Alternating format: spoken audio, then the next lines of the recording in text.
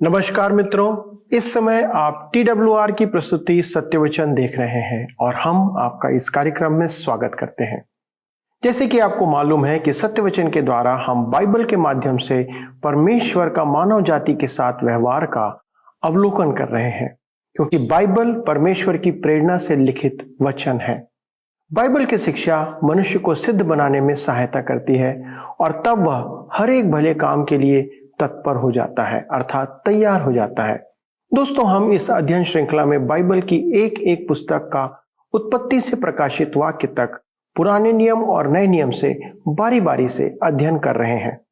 इस क्रम में पिछले अध्ययन में हमने यूहन्ना रचित सुसमाचार की पत्री का अध्ययन किया, जिसमें हमने जाना कि परमेश्वर मानव जाति के उद्धार के लिए अपनी महिमा को छोड़कर यीशु के रूप में मानव अवतार लेते हैं और उद्धार के कार्य को पूरा कर हमारे लिए परमेश्वर से मेल का मार्ग तैयार करते हैं। मनुष्य के लिए यीशु जीवन की एक आशा है। वह कहता है, मार्ग, सत्य और जीवन मैं हूं, बिना मेरे द्वारा कोई पिता के पास नहीं पहुंच सकता है, क्योंकि उसने परमेश्वर पिता से मिलने की सारी बाधाओं को दूर कर दिया है। आज से हम पुराने नियम से व्यवस्था विवरण नामक पुस्तक का अध्ययन आरंभ करेंगे। दोस्तों, ये व्यवस्था का दोहराया जाना है जो मूसा इस्राएल की नई पीढ़ी को कनान में पहुंचने से पहले अंतिम शिक्षा के रूप में प्रदान करता है। व्यवस्था भली है, यद्यपि व्यवस्था से मनुष्य के पाप का उद्धार नहीं हो सकता है। उद्धार तो केवल यीशु के द्वारा से प्राप्त हो सकता है। दोस्तों, यीशु ने व्यवस्था की बाधाओं को दूर किया। ये अपने लोगों को अनुशासित करने का और उन्हें यहोवा परमेश्वर को स्मरण करने के लिए प्रेरित करता है। दोस्तों, आज भी परमेश्वर इन व्यवस्था की पुस्तकों से हमारे साथ बातें करते हैं। व्यवस्था विवरण शिक्षा देती है कि आज्ञाकारिता मनुष्य का परमेश्वर के प्रति प्रेम का प्रत्युत्तर है। व्यवस्था विवरण हमारे जीवन के बहुत से महत्वपूर्ण प्रश्नों का उत्तर प्रदान करती है। हमारे जीवन में अनेक प्रश्न हैं और इस पुस्तक में उनके उत्तर हैं, तो हमें इसका अध्ययन करना होगा। तभी हम परमेश्वर से अपने सारे मन और अपने सारे जीव और अपनी सारी शक्ति के साथ प्रेम रखने पाएंगे। हमें वह सफल बनाएगा। यही परमेश्वर का नियम है। तो आइए हम इस अध्ययन को आरंभ करते हैं, लेकिन उससे पहले हम आइए आज प्रार्थना के द्वारा से परमेश्वर से विनती करें कि वो हमारी सहायता करे। स्वर्गीय पिता परमेश्वर, हम धन्यवाद देते हैं प्रभु कि आपने ये अवसर हमें फिर से दिया कि हम एक नई पुस्तक का अध्ययन आरंभ कर पा रहे हैं। प्रभु, आपने व्यवस्था विवरण के द्वारा अपने लोगों को अपनी व्यवस्था से अवगत कराया है और आप चाहते हैं कि पिता हम इसके द्वारा से आपकी आज्ञाओं को जानें और उसका अनुसरण करें। प्रभु, हमारे सारे श्रोताओं के लिए, दर्शकों के लिए प्रार्थना करते हैं कि वे इस अध्ययन के द्वारा आपके वचन की गहराई को समझें और उसको अपने जीवन में उतारें, जिसके द्वारा से प्रभु वे आपकी आशीषों को प्राप्त करें और आपकी महिमा को अपने जीवन से प्रकट करने पाए। इस पूरी पुस्तक की अध्ययन में आपकी अगुवाई की अपेक्षा और प्रार्थना करते हुए इस विनती को प्रभु यीशु क्रिस्ट के नाम से मांगते हैं, आमीन। आइए आज हम अपने अध्ययन को व्यवस्था विवरण की पुस्तक से आरंभ करें और सबसे पहले हम परिचय को देखेंगे। मैं आपको स्मरण दिलाना चाहता हूं कि यह पंच ग्रंथ की अंतिम पुस्तक है। बाइबल की पहली 5 पुस्तकें मूसा ने लिखी थी। इन्हें हम पंच ग्रंथ कहते हैं। ये 5 पुस्तकें उत्पत्ति, निर्गमन, लेवी व्यवस्था, गिनती और व्यवस्था विवरण के नाम से हैं। आइए अब हम इसके शीर्षक को देखें। व्यवस्था विवरण वास्तव में यूनानी शब्द ड्यूटेरोनॉमी का हिंदी अनुवाद है। ड्यूटेरो का अर्थ है 2 या दूसरा और नोमियोन का अर्थ है व्यवस्था। अतः इसका मूल अनुवाद है दूसरी व्यवस्था, जिसका अभिप्राय है व्यवस्था का पुनरावलोकन। इसी पुनरावलोकन को दूसरे शब्दों में विवरण कहा गया है। इस प्रकार हमारे पास यह शीर्षक आया है व्यवस्था विवरण, परंतु यह यथार्थ में व्यवस्था का दोहराया जाना मात्र ही नहीं है। पुनरावृत्ति के नियम का यह एक उदाहरण है।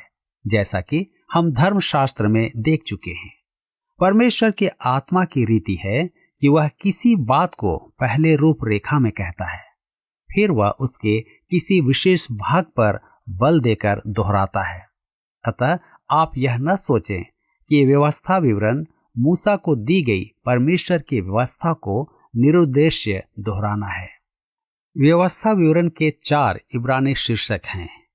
पहला है देबारीम, अर्थात शब्द या वचन यह है, जो आरंभिक अभिव्यक्ति पर आधारित है।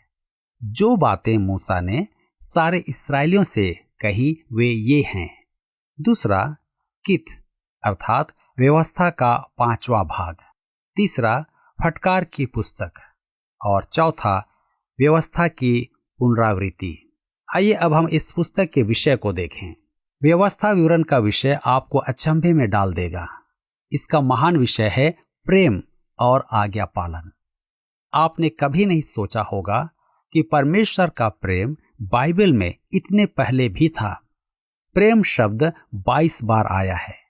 यीशु का यह कहना, यदि तुम मुझसे प्रेम रखते हो तो मेरी आज्ञाओं को मानो, कोई नई बात नहीं थी।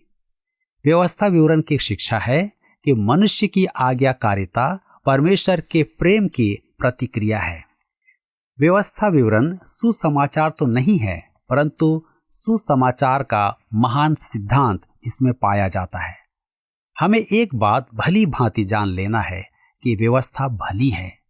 यद्यपि मैं बल देकर कहता हूं और फिर कहता हूं कि परमेश्वर हमें व्यवस्था द्वारा मोक्ष प्रदान नहीं करता है, परंतु इसका अभिप्राय यह नहीं कि व्यवस्था भली नहीं है। निसंदेह व्यवस्था भली है। क्या आप जानते हैं कि समस्या की जड़ कहाँ है? समस्या आपके और मेरे साथ है। इस कारण परमेश्वर को हमें अनुग्रह द्वारा बचाना पड़ा है। अब हम देखेंगे इसके लेखक को। व्यवस्था विवरण मूसा द्वारा लिखी गई है। मूसा एक ऐसा पुरुष था जो परमेश्वर को जानता था। वह परमेश्वर से आमने सामने बात करता था।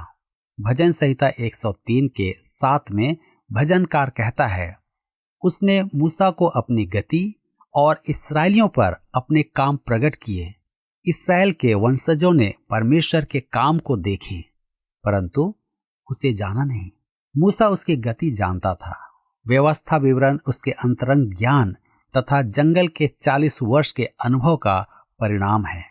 मूसा की मृत्यु का वृतांत, जो अध्याय 34 पद 5 से 12 में व्यक्त है, वह संभवतः यहोशू द्वारा लिखा गया था और यहोशू की पुस्तक का ही भाग है। यहोशू की पुस्तक जब लिखी जा चुकी थी, तब वह पंच ग्रंथ के कुंडली ग्रंथ में ही जोड़ दी गई। इस प्रकार वह षष्ठ ग्रंथ हो गया था। आलोचक व्यवस्था विवरण का लेखक मूसा को नहीं मानते, क्योंकि उनका कहना है कि मूसा के युग में लिपि नहीं थी। परंतु यह विचार निराधार सिद्ध हो गया है, क्योंकि आज यह स्पष्ट है कि लिपि मूसा से भी बहुत पुरानी है। आलोचकों का यह भी कहना है कि इस पुस्तक का उद्देश्य यरूशलेम की याजकों को सराहना है, परंतु याजकीय सेवा और यरूशलेम का इस पुस्तक में कहीं उल्लेख नहीं है। यह बड़े आश्चर्य की बात है कि ग्राफ वेलहाउसन मत, जो वर्षों पूर्व जर्मनी के विश्वविद्यालयों से उभरा था, आज भी अमेरिका के अनेक सेमिनरियों में सिखाया जाता है। अब हम देखते हैं इसके उद्देश्य। व्यवस्था विवरण की पुस्तक इस्राएल की नई पीढ़ी को दी गई थी, क्योंकि वे सीनै पर्वत के अनुभवों से अनभिज्ञ थे। यह नई पीढ़ी यर्दन की पूर्वी तट पर पहुंच चुकी थी और मूसा के उपदेशों के 1 महीने बाद उन्होंने प्रतिज्ञा के देश में प्रवेश किया। मिस्र देश से निकली पहली पीढ़ी तो अपने अविश्वास और परमेश्वर से विद्रोह के कारण जंगल में ही समाप्त हो गई थी। उनकी हड्डियां रेगिस्तान में सूख रही थी। उन्होंने परमेश्वर की व्यवस्था का उल्लंघन किया था। जो अपराध आचरण था, वे परमेश्वर में विश्वास करने से चूक गए थे। यह अकर्तव्य कर्म का पाप था। अविश्वास पाप है। व्यवस्था देह के कारण दुर्बल थी। देह तब असिद्ध थी। और आज भी असिद्ध है। यही कारण है कि परमेश्वर के पास हमें उद्धार दिलाने का सर्वथा भिन्न आधार है। नई पीढ़ी अब वयस्क हो चुकी थी और उसे जंगल के 38 वर्षों के प्रकाश में व्यवस्था की व्याख्या की आवश्यकता थी। अनेक नई समस्याएं इस बीच खड़ी हो चुकी थी जिनके विषय व्यवस्था स्पष्ट नहीं थी। दूसरी ओर परमेश्वर का यह आदेश था कि वे अपने संतान को व्यवस्था की शिक्षा सदैव दिया करें। क्या आज के परिवार में यह एक बहुत बड़ी कमी नहीं है? आज हम स्कूल और चर्च की चूक के विषय आवाज उठाते हैं, जिसका मैं समर्थक हूं, परंतु समस्या का मूल परिवार में है, जहां ईश्वरीय शिक्षा का उदय होता है। मूसा इस नई पीढ़ी को परमेश्वर के अंतिम निर्देश देता है। वह जंगल के अनुभवों को दोहराता है और व्यवस्था के विशेष बातों पर बल देता है तथा प्रतिज्ञा के देश के संबंध में उसके साथ बांधी गई वाचा के प्रकाश में उनकी भावी दिशा को प्रकट करता है। हम इस पुस्तक में देखेंगे कि मूसा की व्यवस्था इस्राएल की प्रजा ही नहीं, इस्राएल की भूमि के लिए भी थी। अंत में मूसा उन्हें एक साथ नया गीत सिखाता है।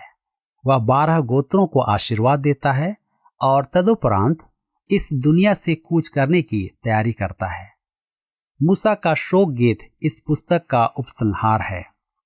इस्राएल की पहली पीढ़ी जब प्रतिज्ञा के देश के निकट आ गई थी, तब उन्होंने उस देश में भेदिए भेजे और भेदियों द्वारा लाए गए समाचार से डरकर वे मूसा पर, या दूसरे शब्दों में कहें परमेश्वर पर, कुड़कुड़ाने लगे कि वह उनकी संतान के विनाश हेतु उन्हें वहां लाया है। इस कारण परमेश्वर ने अप्रसन्न होकर शपथ खाई कि वे वहां प्रवेश नहीं कर पाएंगे और वही पीढ़ी जिसकी उन्हें चिंता है वहां प्रवेश करेगी। मूसा इसी घटना का सविस्तार वर्णन कर रहा है। वह पीढ़ी तो पूरी समाप्त हो गई, केवल यहोशू और कालेब ही जीवित थे। अब वह इस नई पीढ़ी को प्रतिज्ञा के देश में प्रवेश करने के लिए तैयार कर रहा है। मूसा उन्हें उनके पितरों की भूल चूक बता रहा है कि वे उनके समान चूक न करें, अपितु उनके अनुभव से लाभ उठाएं। तो आइए अब हम पढ़ेंगे व्यवस्था विवरण की पुस्तक 1 अध्याय उसके 1 पद। यहाँ पर इस प्रकार से लिखा हुआ है, जो बातें मूसा ने यरदन के पार जंगल में अर्थात सूप के सामने के अराबा में और पारान और तोपेल के बीच और लाबान, हसेरोत और दिजाहाब में सारे इस्राएलियों से कहीं, वे ये हैं। मैंने नीबो पर्वत पर खड़े होकर फोटो उतारे हैं। वहां से यरूशलेम नगर का दृश्य साफ दिखाई देता है। मैंने जो दृश्य देखा वह प्रतिज्ञा के देश का सा तो दिख नहीं रहा था, पूरा का पूरा उजाड़ दिखाई दे रहा था, जो उस देश पर सैकड़ों वर्षों का कुप्रभाव था। मेरे विचार से मूसा जब उस देश को देख रहा था तब वहां हरियाली एवं उत्पादक भूमि दिखाई दे रही होगी। आज वह रेगिस्तान में बदल गई है। व्यवस्था विवरण की पुस्तक 1 अध्याय उसके 2 पद में लिखा है, होरेब से कादेश बरने तक सेईर पहाड़ का मार्ग 11 दिन का है। ध्यान दें, सीनै पर्वत ही होरेब पर्वत है। होरेब से कादेश बरने की यात्रा कुल 11 दिनों की थी। कादेश बरने प्रतिज्ञा के देश का प्रवेश स्थान था, परंतु इस्राएल को वहां तक पहुंचने में 38 वर्ष लगे, जबकि वह सिर्फ 11 दिन की यात्रा थी। क्यों? क्योंकि उन्होंने परमेश्वर पर विश्वास नहीं किया। उनका सीधा मार्ग जंगल में भटकने में बदल गया। वे अनजान या कहें कि तीर्थ यात्री बन गए थे। वे उस भयानक वृहद जंगल में भटकने लगे। वे रेगिस्तान में भटकने लगे। मेरे मित्रों, हम भी किसी बात को सीखने में बहुत समय लगाते हैं। हम अपने आप को कम आत्मिक बुद्धि के मनुष्य कह सकते हैं। ऐसा प्रतीत होता है कि परमेश्वर को हम में से कुछ को बाहर निकालने के लिए स्कूल को ध्वंस करना होगा। व्यवस्था विवरण की पुस्तक 1 अध्याय के 3 पद में लिखा है, 40वें वर्ष के 11वें महीने के पहले दिन को जो कुछ यहोवा ने मूसा को इसराइलियों से कहने की आज्ञा दी थी, उसके अनुसार मूसा उनसे ये बातें कहने लगा। अब उनके भटकने का समय पूरा हो गया था, इसलिए मूसा अपना पहला भाषण देता है। उसके ये वचन पहले मौखिक थे और बाद में मूसा ने इन्हें लिख दिया। आलोचक इसमें गलती निकालते हैं। उनके अनुसार मूसा के समय में लिपि नहीं थी, अतः ये वृतांत मूसा द्वारा लिखा हुआ नहीं है। परंतु अब यह सिद्ध हो गया है कि लिपि मूसा के युग से प्राचीन है। मूसा परमेश्वर का वक्ता था और उसने स्पष्ट कहा भी है कि ये वचन उसे परमेश्वर ने दिए थे कि इसराइल तक पहुंचाए। आगे हम देखेंगे कादेश बरने में इसराइल की चूक। उनके इतिहास को दोहराते हुए और उनकी यात्रा का वर्णन करते हुए मूसा अपनी एक बड़ी भूल का उल्लेख करता है। व्यवस्था विवरण की पुस्तक 1 अध्याय उसके 9, 12 और 13 पद में हम देखते हैं, फिर उसी समय मैंने तुमसे कहा, मैं तुम्हारा भार अकेला नहीं उठा सकता, परंतु तुम्हारे झंझट और बोझ और झगड़े रगड़े को मैं अकेला कहां तक सह सकता हूं। इसलिए तुम अपने अपने गोत्र में से बुद्धिमान और समझदार और प्रसिद्ध पुरुष चुन लो और मैं उन्हें तुम पर मुखिया ठहराऊंगा। यह वृतांत निर्गमन की पुस्तक 18 अध्याय में पाया जाता है। मूसा अप्रसन्न, बोझ से दबा और खिन्न था। उसने सोचा कि इसराइल का बोझ उठाने के लिए वह अकेला है। इस कारण परमेश्वर ने उसे प्रबंधक प्राचीनों को चुनने की अनुमति दे दी और उसने सचर प्राचीन नियुक्त किए। यही समिति आगे चलकर यहां सभा कहलाई, जिसने वर्षों पश्चात मसीह यीशु को मृत्यु दंड दिया। मूसा अपनी निराशा में यह देखने से चूक गया था कि इसराइल का वास्तविक अगुआ और बोझ उठाने वाला तो परमेश्वर है। मूसा तो परमेश्वर द्वारा नियुक्त अगुआ था, उसे किसी समिति की आवश्यकता नहीं थी। मूसा से बहुत बड़ी भूल हो गई थी, जिसका अंगीकार वह यहां कर रहा है। मनुष्य प्रायः अपनी गलती नहीं मानता है, परंतु मूसा ने अपनी गलती मान ली। मूसा ने स्वीकार किया कि प्राचीनों की समिति देखने और सुनने में अच्छी थी, परंतु वह एक सफल व्यवस्था नहीं थी। उसके कारण अनेक परेशानियां खड़ी हुई थी। कलीसिया में भी ऐसा ही होता है और मेरे विचार में कलीसिया का सबसे बड़ा दुर्भाग्य है, ऐसी स्थिति में या तो पास्टर को त्यागपत्र देना होगा या समिति को भंग करना होगा। यदि पास्टर परमेश्वर के वचन पर दृढ़ रहे और वचन का ही प्रचार करे, तो समिति का दायित्व है कि वह उसे सहयोग दें। यदि उन्हें पास्टर की जीवन शैली स्वीकार्य नहीं, तो उन्हें बाहर हो जाना चाहिए। परंतु त्रासदी तो यह है कि वे जमे रहते हैं और कलीसिया का विभाजन करके पास्टर को क्रूस पर चढ़ा देते हैं। क्या आप उनके जंगल के अनुभवों के बारे में मूसा की राय सुनना चाहते हैं? आइए हम पढ़ते हैं। व्यवस्था विवरण की पुस्तक 1 अध्याय उसके 19 पद।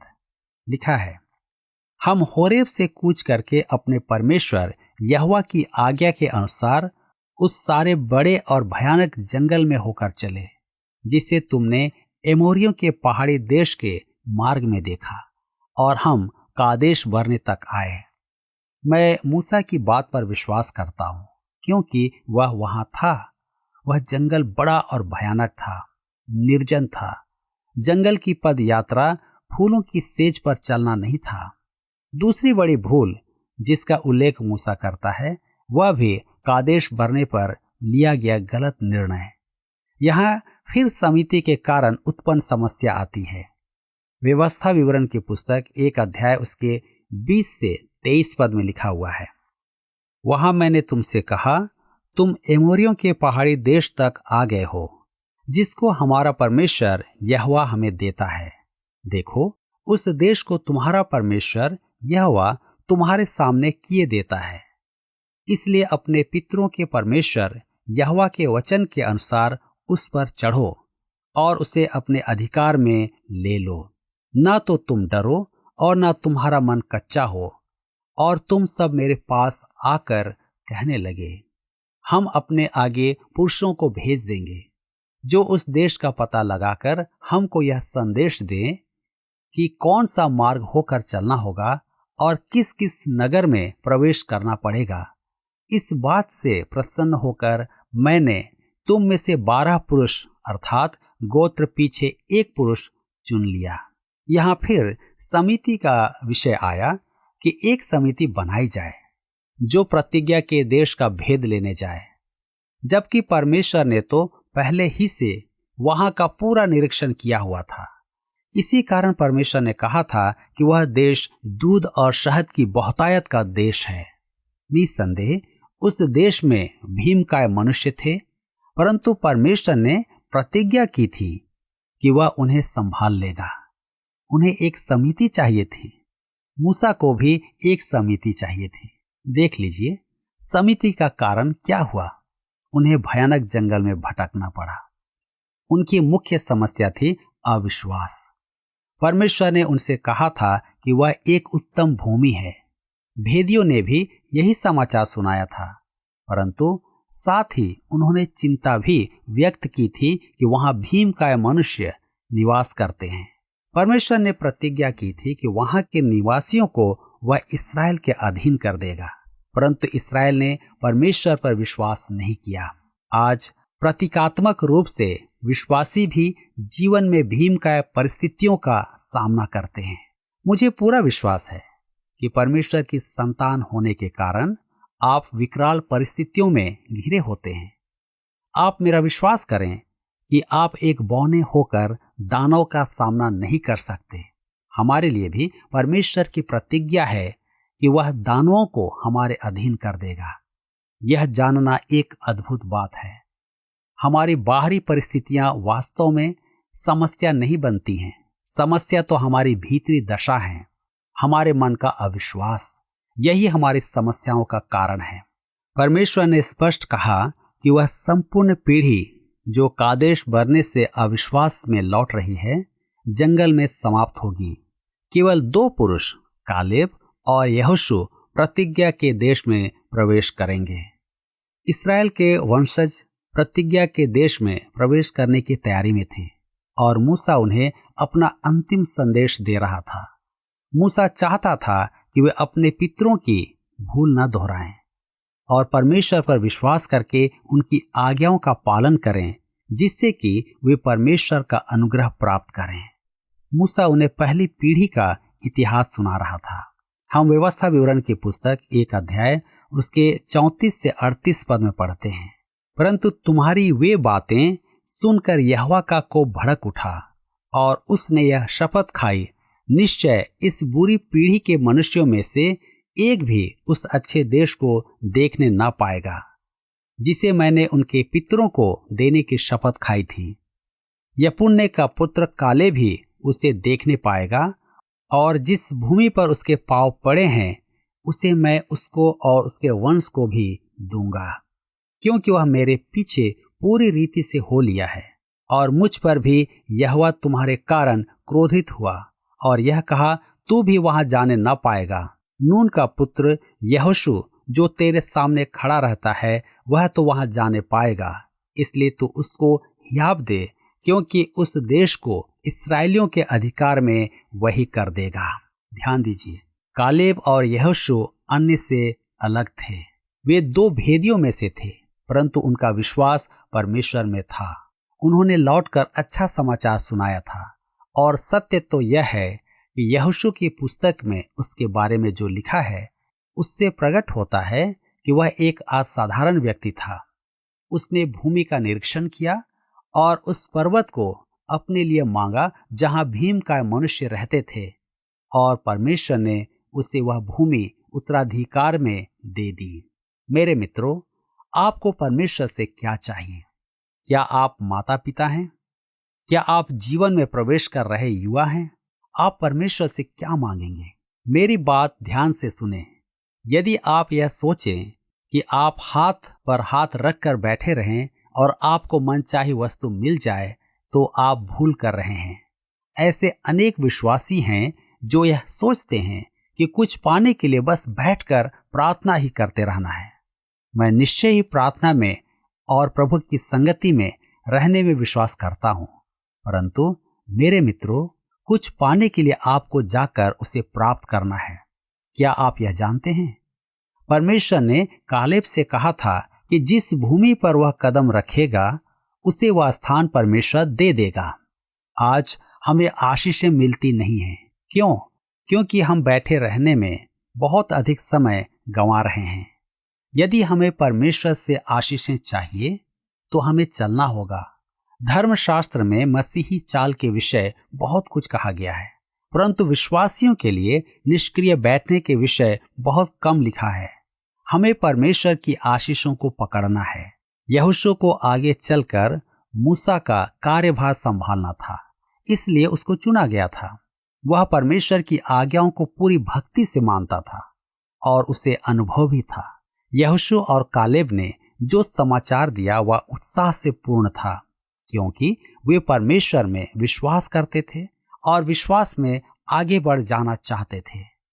मेरे मित्रों, आप बैठकर और बड़ी बड़ी आशीषों की आशा करके परमेश्वर पर विश्वास प्रकट नहीं कर सकते। आपको परमेश्वर के लिए विश्वास में कदम बढ़ाने होंगे। आपको आगे बढ़ना होगा, आपको उठना और चलना होगा।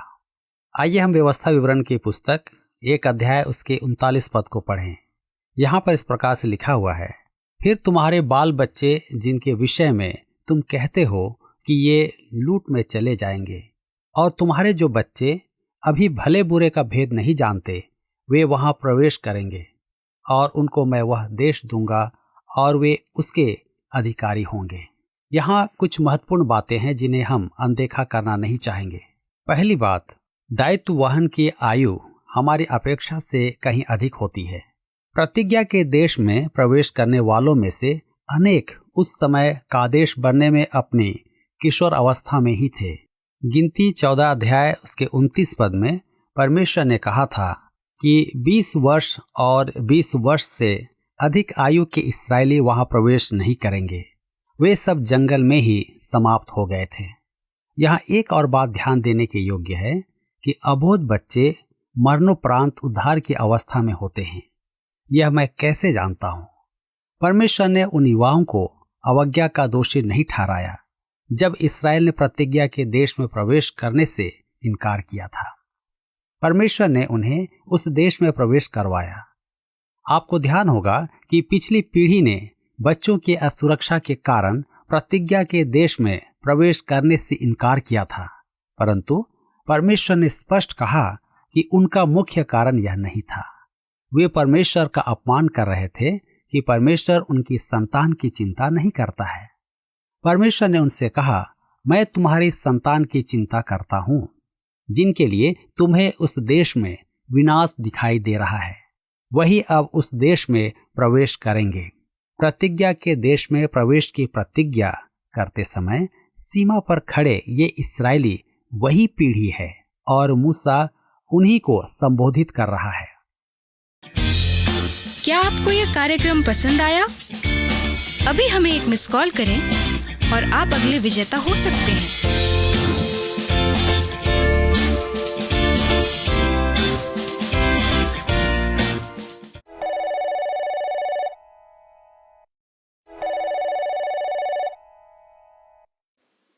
प्रियो, परमेश्वर अपने लोगों के लिए हमेशा उत्तम योजना ही बनाते हैं और वह उसके द्वारा अपने प्रेम को प्रकट करते और हमारे आनंद को पूरा करते हैं। लेकिन अधिकतर हमें ऐसा लगता है कि परमेश्वर है ही नहीं, क्योंकि जीवन में ऐसा परिवेश रहता है मानो हमारे जीवन में परमेश्वर की आशीष है ही नहीं या वो खत्म हो गई है। परमेश्वर ने इस्राएल को मिस्र से छुड़ाकर ले आया कि वह प्रतिज्ञा के देश में उन्हें विश्राम दे और उनके दुखों को सुख में बदल दे।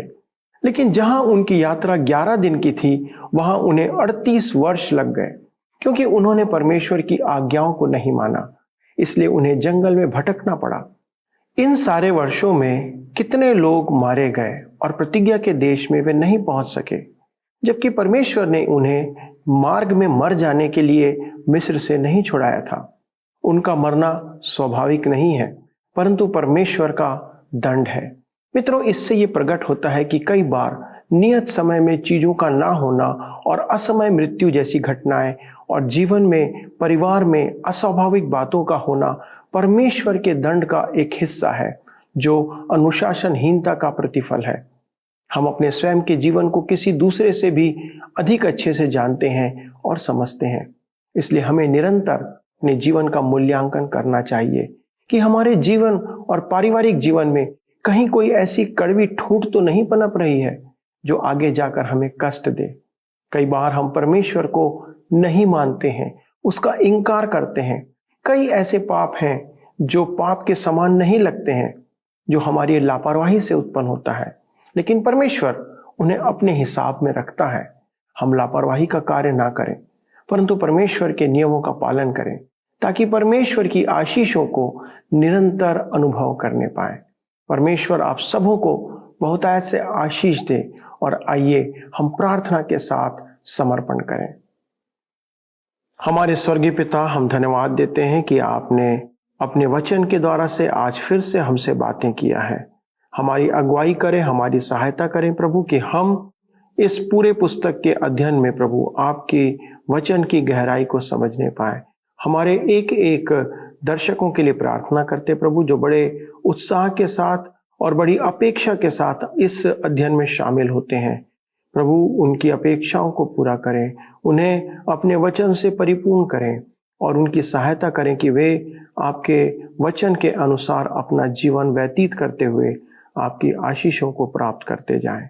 महिमा आदर आपको देते पिता, प्रार्थना प्रभु यीशु क्रिस्ट के नाम से मांगते हैं, आमीन। अगले प्रसारण में दोस्तों एक बार फिर से आपसे मुलाकात करेंगे। तब तक परमेश्वर के साथ बने रहें और वचन को मनन करते रहें। धन्यवाद।